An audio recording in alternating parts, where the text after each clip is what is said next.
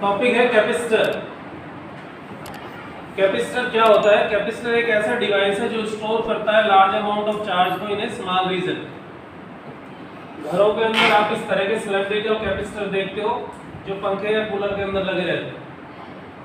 Capacitor तीन type का होता है। एक तो स्फेरिकल कैपेसिटर, ये जनरली इलेक्ट्रॉनिक डिवाइस में लगे होते हैं सारे के सारे। ये जैसे घड़ी है, इसके अंदर भी कैपेसिटर रेजिस्टेंस वगैरह लगे होंगे। आपके मोबाइल में हजारों कैपेसिटर रेजिस्टेंस लगी हुई है। इसी तरह होता है पैरेलल प्लेट कैपेसिटर।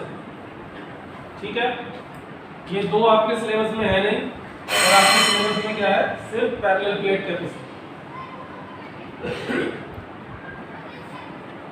कैपेसिटेंस क्या होती है? Q is directly proportional to V। आपने पोटेंशियल में से पढ़ रखा है कि V should be equal to क्या होता है? KQ बाई R होता है। तो यहाँ से आप देख रहे हो कि जो Q है, चार्ज है, वो डायरेक्टली प्रोपोर्शनल है किसके? पोटेंशियल के। डायरेक्टली प्रोपोर्शनल को हटाओगे तो कोई कितना कोई कांस्टेंट लगाओगे, और ये कांस्टेंट क्या आ जाता है यहाँ पर? C। यही C क्या कहलाता है? कैपेसिटेंस कहलाता है। यही C क्या है? कैपेसिटेंस है। इसकी डेफिनेशन आप यदि देना चाहो तो आप यहाँ से कर सकते हो कि यदि V की वैल्यू 1 हो जाए तो क्या होगा? C और Q बराबर हो जाएंगे कि नहीं हो जाएंगे? तो यहीं से आप डेफिनेशन दे सकते हो कि capacitance is equal to amount of charge. यहाँ से capacitance is equal to amount of charge required to rise the potential up to 1 volt. ठीक है, कैपेसिटेंस उस चार्ज के बराबर है जो पोटेंशियल को 1 वोल्ट तक राइज कर दे।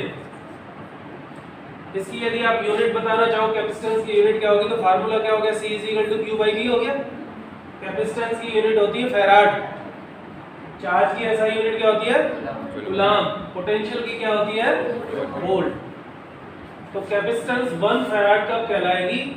जब 1 coulomb charge is required to rise the potential up to 1 volt. एक कूलम चार्ज यदि पोटेंशियल को 1 वोल्ट तक राइज कर देता है तो उसकी कैपेसिटेंस क्या कहलाएगी?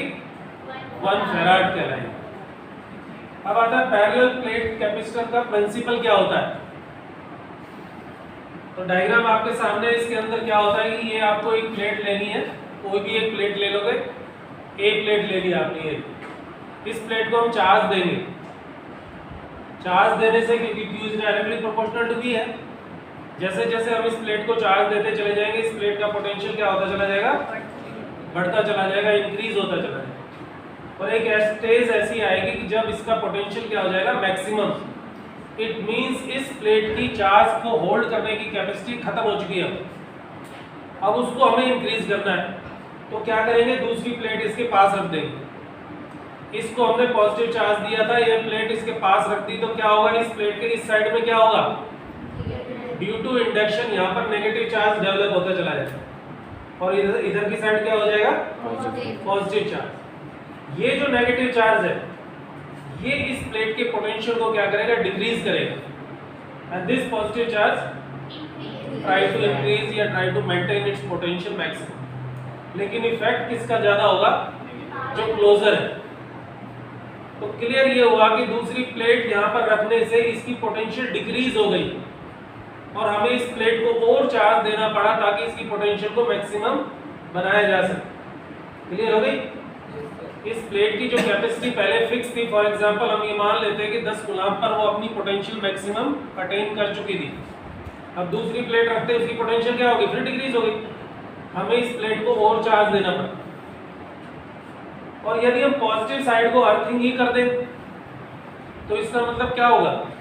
कि सिर्फ नेगेटिव चार्ज ही इसकी पोटेंशियल को डिक्रीज करता रहेगा। मेंटेन करने का या उसको दोबारा से इंक्रीज करने का कोई सोर्स बचा नहीं। तो इसलिए हमें क्या करना पड़ेगा? और चार्ज देना पड़ेगा प्लेट A को, ताकि उसका पोटेंशियल मैक्सिमम बना रहे। क्लियर हो गई? इसका मतलब एक प्लेट को पास में रखने से, दूसरी प्लेट को प्लेट A के पास रखने से उसकी कैपेसिटेंस या चार्ज लेने की जो कैपेसिटी है वो क्या हो जाती है? इंक्रीज हो जाती है। इसी तरह से कैपेसिटर छोटे से रीजन में लार्ज अमाउंट ऑफ चार्ज को क्या करता है? स्टोर करता है। ये इंपॉर्टेंट टॉपिक है, capacitance of A parallel plate capacitor. Parallel plate capacitor क्या होता है, कैसे काम करता है, ये तो यहाँ से क्लियर हो गया। अब इसकी कैपेसिटेंस आपको निकालनी है। डायग्राम यही है, एक प्लेट आपको लेनी है, उसको पॉजिटिव चार्ज देना है, तो उसके तो लेफ्ट राइट पे दोनों पे पॉजिटिव रहेगा क्योंकि कंडक्शन से जा रहा है चार्ज। लेकिन जब दूसरी प्लेट यहाँ पे पास रखोगे तो इधर नेगेटिव चार्ज आएगा और पॉजिटिव जो साइड है उसको अर्थिंग कर देंगे। Electric field between the plates कितना है, E है, और दोनों प्लेट के बीच में सेपरेशन कितना दे रखा है, D दे रखा है।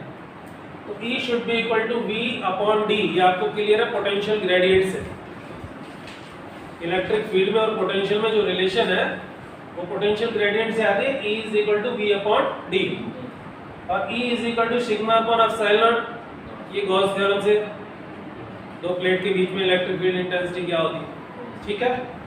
अब एक साइड बराबर है तो दूसरी साइड भी बराबर हो जाएगी ना, तो from equation 1 and 2 V upon D should be equal to sigma upon epsilon. यहाँ से आप V की वैल्यू निकालोगे sigma D upon epsilon. Sigma आपको पता ही है क्या है, सरफेस चार्ज डेंसिटी, जो कि होती है चार्ज अपॉन एरिया। तो सिग्मा को हटा के हमने क्या रख दिया, Q बाई A रख दिया।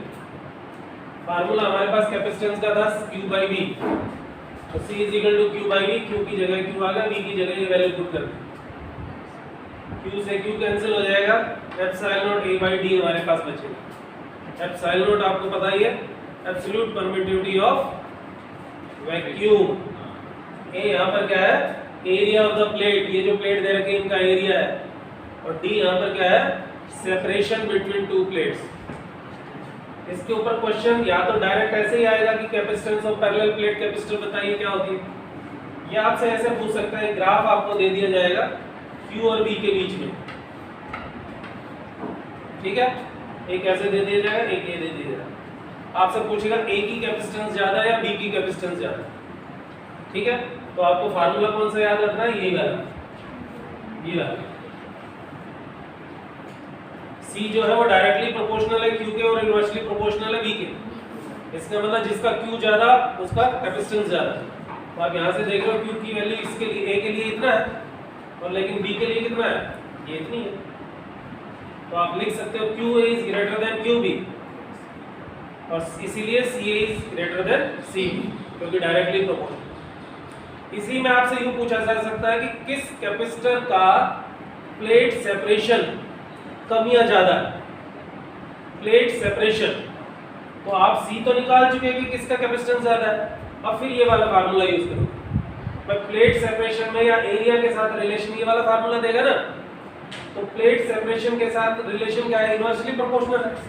इसका मतलब यदि A का कैपेसिटेंस B से ज्यादा है तो A का प्लेट सेपरेशन कम होगा B से, ठीक है।